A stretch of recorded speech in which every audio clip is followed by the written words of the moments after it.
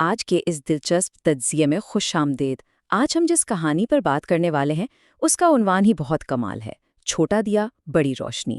اب یہ کوئی عام سی کہانی نہیں ہے، یہ دراصل انسانی ہمدردی، جذبات اور قربانی کا ایک ایسا زبردست پہلو سامنے لاتی ہے جسے ہم اپنی روزمرہ کی بھاگ دوڑ میں کہیں پیچھے چھوڑ دیتے ہیں۔ ہم اس پوری کہانی کی گہرائی میں جائیں گے اور مل کر دیکھیں گے کہ کیسے ایک بظاہر بہت ہی معمولی سا عمل ایک بہت بڑے انقلاب کی بنیاد بن سکتا ہے۔ تو چلیں بنا وقت ضائع کیے شروع کرتے ہیں۔ ایک چھوٹا دیا ایک بڑی روشنی۔ اچھا، یہ محض ایک جملہ نہیں ہے بلکہ یہ آج کی ہماری اس پوری بحث کا نچوڑ ہے۔ ذرا تصور کریں، گھپ اندھیرا ہو اور اس میں ایک چھوٹا سا دیا جل اٹھے۔ اس کی روشنی اس کے اپنے سائز سے کتنے ہی گنا بڑے علاقے کو روشن کر دیتی ہے نا؟ بالکل یہی مثال انسانی اعمال کی ہے۔ ہمیں اکثر لگتا ہے کہ بڑی تبدیلی لانے کے لیے وسائل کا انبار چاہیے یا بے پناہ طاقت درکار ہے، لیکن یہ کہانی ہمیں بتاتی ہے کہ ایک چھوٹی سی نیکی، ہمدردی کا ایک ذرا سا احساس وقت گزرنے کے ساتھ کتنا طاقتور اثر پیدا کر سکتا ہے۔ اور آج ہم اسی روشنی کا سراغ لگانے جا رہے ہیں۔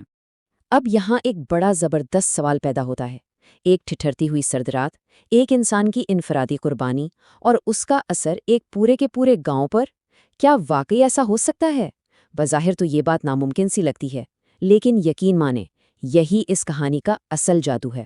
اس رات ایسا کیا خاص ہو گیا تھا جس نے وقت کے دھارے کو ہمیشہ کے لیے موڑ کر رکھ دیا؟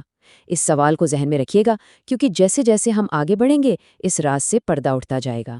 حصہ پہلا، ایک غریب لڑکے کی جدوجہد۔ کہانی کا آغاز ایک چھوٹے سے گاؤں کے ایک عام سے لڑکے احمد سے ہوتا ہے، جس کی زندگی مسائل کے پہاڑ اور بھاری ذمہ داریوں کے نیچے دبی ہوئی ہے۔ اگر احمد کی روزمرہ زندگی کو دیکھیں تو حقیقت کافی سخت تھی۔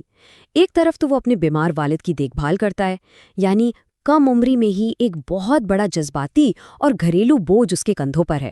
دوسری طرف وہ دن میں اسکول جاتا ہے کیونکہ ایک بہتر مستقبل کی لگن اس کے اندر موجود ہے، اور پھر بات یہیں ختم نہیں ہوتی۔ شام کو وہ گاؤں کی ایک دکان پر کام کرتا ہے تاکہ گھر کا چولہا جلتا رہے۔ ایک نوجوان لڑکے کے لیے اتنی کم عمری میں اتنی بھاری ذمہ داریاں، یہ کوئی عام بات نہیں ہے، لیکن اس سب کے باوجود ہار نہ ماننے کا یہ جذبہ دل میں ایک عجیب سی ہمدردی پیدا کر دیتا ہے۔ حصہ دوسرا، سرد رات اور کڑا امتحان۔ اور پھر روزمرہ کی اس تھکا دینے والی روٹین میں اچانک ایک ایسا لمحہ آتا ہے جو انسان کے کردار کو اس کی آخری حد تک آزما لیتا ہے۔ منظر کچھ ایسا ہے کہ سردیوں کی ایک انتہائی سخت برفانی رات ہے۔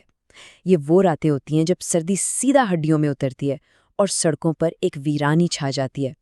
احمد دن بھر کی سخت محنت اور دکان کا کام ختم کر کے تھکا ہارا اپنے گھر لوٹ رہا ہے۔ راستے میں بالکل اچانک ایک بوڑھا شخص ملتا ہے۔ وہ بوڑھا سردی سے بری طرح کانپ رہا ہے، بے بس، کمزور اور بالکل تنہا۔ اب احمد، جو پہلے ہی اپنی اتنی ساری پریشانیوں میں گھرا ہوا ہے، اس کمزور شخص کے سامنے کھڑا ہے۔ اس صورتحال کی سنگینی کو ذرا سمجھیے۔ احمد کے پاس اس جما دینے والی سردی سے بچنے کا اکلوتا سہارا اس کی اپنی گرم چادر ہے، اور یہ محض کوئی کپڑے کا ٹکڑا نہیں ہے، بلکہ یہ اس کی ماں نے بڑی مشقت سے اسے دی تھی۔ یہ ماں کی محبت بھی ہے اور بقا کی واحد امید بھی۔ جبکہ دوسری جانب اس بوڑھے کی حالت انتہائی خستہ ہے۔ اس کی جان اس وقت لفظی طور پر خطرے میں ہے اور اسے فوری گرمائش کی اشد ضرورت ہے۔ یہاں ایک سیدھا ٹکراؤ ہے، اپنی اشد ضرورت اور ایک بے بس شخص کی زندگی، اور سچ پوچھیں تو یہ انتخاب کسی کے لیے بھی آسان نہیں ہوتا۔ ذرا یہاں ایک لمحے کے لیے رکتے ہیں۔ اس وقت احمد کے ذہن میں کیا چل رہا ہوگا؟ ایک ہی خیال جو بار بار گونج رہا ہوگا، اگر میں نے یہ چادر دے دی تو میں خود اس سردی میں کیسے زندہ رہوں گا؟ یہ کوئی خود غرضی نہیں ہے، بالکل نہیں۔ یہ تو انسانی جبلت ہے، زندہ رہنے کی بنیادی خواہش۔ جب انسان کی اپنی جان خطرے میں ہو تو اپنی حفاظت کی واحد چیز کسی دوسرے کو دے دینا، یہ اپنی ہی فطرت سے جنگ لڑنے کے مترادف ہے۔ اس کیفیت میں وہ ساری ہچکچاہٹ اور وہ سارا خوف موجود ہے جو کوئی بھی انسان محسوس کرے گا۔ لیکن اس رات کے حقیقی ہیروئزم کو دیکھیں۔ ہوتا یہ ہے کہ پہلے احمد ایک لمحے کے لیے رکتا ہے، ہچکچاتا ہے، اور یہ بالکل فطری تھا، لیکن پھر ہمدردی غالب آ جاتی ہے، اس کا دل پسیج جاتا ہے، وہ اپنی پرواہ کرنا چھوڑ دیتا ہے، ایک بہت بڑی قربانی دیتا ہے اور اپنی اکلوتی چادر اتار کر اس بوڑھے کو اڑا دیتا ہے۔ اور پھر کیا ہوتا ہے؟ وہ اس خون جما دینے والی سردی میں کامتا ہوا باقی کا سارا راستہ طے کر کے گھر جاتا ہے۔ دیکھیں، سچی ہمدردی اکثر فوری اور تکلیف دہ قربانی مانگتی ہے۔ یہ صرف کچھ محسوس کرنے کا نام نہیں ہے، بلکہ عمل کر گزرنے کا نام ہے۔ حصہ تیسرا، قربانی کا حیران کن صلہ۔ رات کی اس شدید سردی، تکلیف اور تاریکی کے بعد اب ہم اس حصے میں آتے ہیں جہاں صبح کی کرن ایک بالکل نئی امید لاتی ہے۔ وہ خاموش قربانی اب اپنا رنگ دکھانے کو تھی۔ اگلی صبح جیسے ہی احمد دکان پر پہنچتا ہے، دکان کے مالک کے الفاظ اس کی پوری دنیا بدل دیتے ہیں۔ وہ کہتا ہے، احمد، کل رات ایک امیر شخص یہاں آیا تھا۔ اس نے تمہاری ایمانداری اور ہمدردی کے بارے میں سنا اور وہ اب تمہاری پڑھائی کا پورا خرچ اٹھانا چاہتا ہے۔ ذرا اس لمحے کی خوشی کا تصور تو کریں۔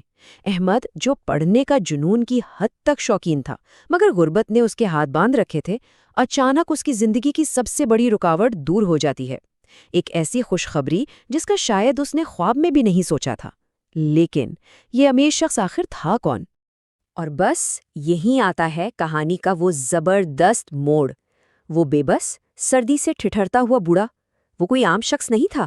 دراصل وہ ایک بہت ہی امیر اور مخیر انسان تھا جو بھیس بدل کر مقامی لوگوں کے کردار کا جائزہ لے رہا تھا۔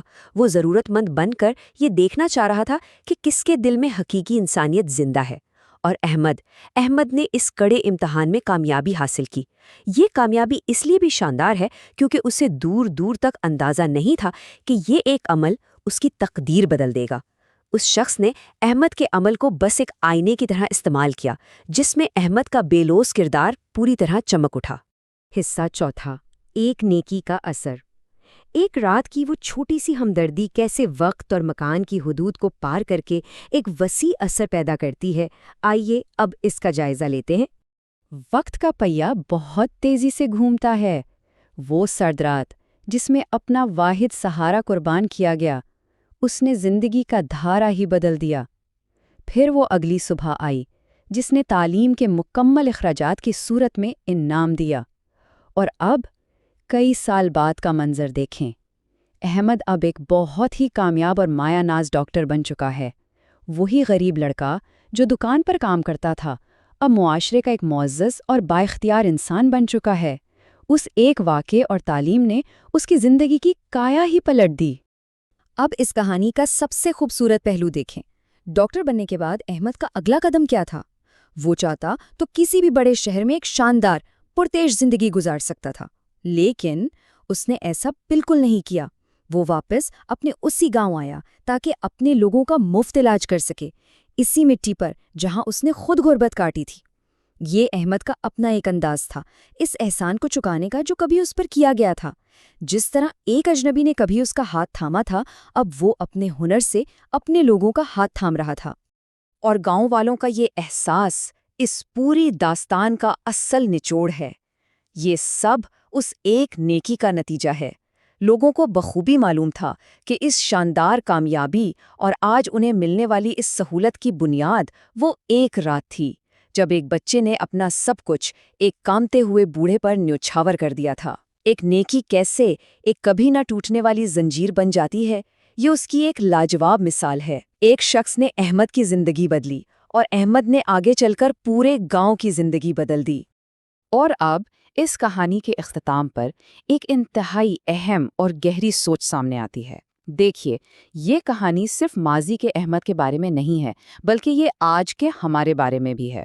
روزمرہ زندگی میں ہمیں بھی ایسے انگنت مواقع ملتے ہیں جہاں ہم بظاہر ایک چھوٹی سی نیکی کر سکتے ہیں۔